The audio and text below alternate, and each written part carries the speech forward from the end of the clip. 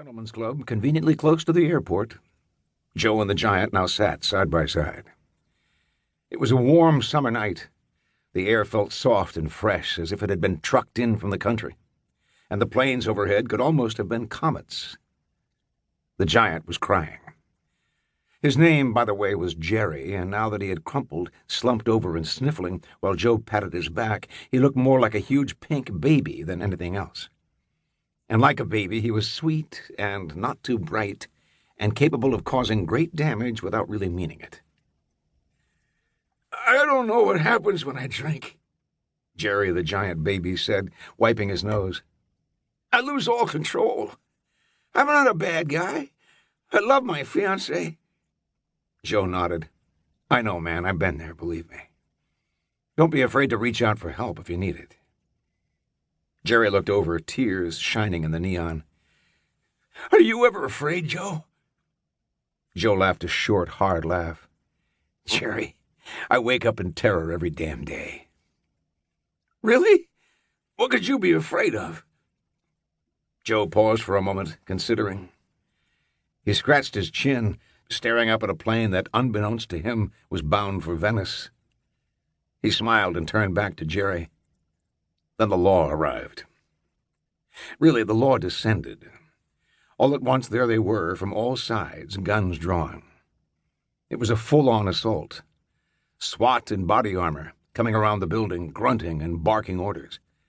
Black SUVs full of feds pulling up like clown cars, and haircuts spilling out. NYPD uniforms screeching in to block traffic and secure the parking lot like the overpriced security guards they often were. Hey, take it easy," Joe said, calm but loud, hands raised but very still otherwise. "Everything's cool. We're unarmed."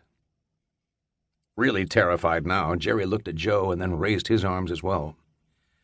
SWAT moved in, patting them down, still grunting.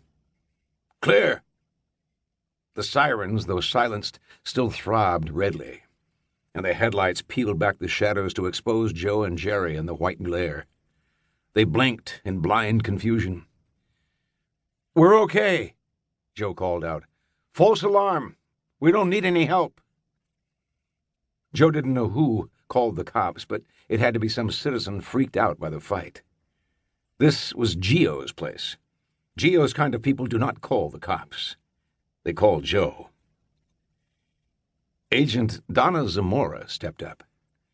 She was in a windbreaker marked FBI, with her hair up under a cap, also marked FBI, and with her badge on her belt. Basically an outfit that says, "Don't accidentally shoot me." But still, she somehow made it look good. "Thanks for coming," Joe said, "but we're doing much better now." "That's nice to hear," she said, amused. She holstered her gun. Joe smiled, and she noticed he had nice eyes, also somehow amused, though it was hard to say at what. "Yeah," he went on, "it was just a misunderstanding. We don't need your help, after all." Now she had to laugh. "You're right. There is a misunderstanding." She held up her cuffs. "We're not here to help you. We're here to place you under arrest." And as he stood, helping Jerry up and turning around to let her cuff him, she heard him laughing too.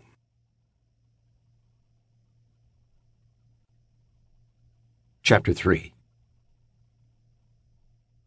The phone woke Gio.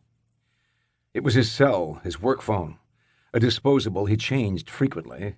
Not that he said anything that mattered on the phone, but it was still smart to keep it separate from the phone he used to call his wife, text his kids, take pictures of fish they caught on his boat. Nor was it the landline, which basically just his relatives and in-laws used.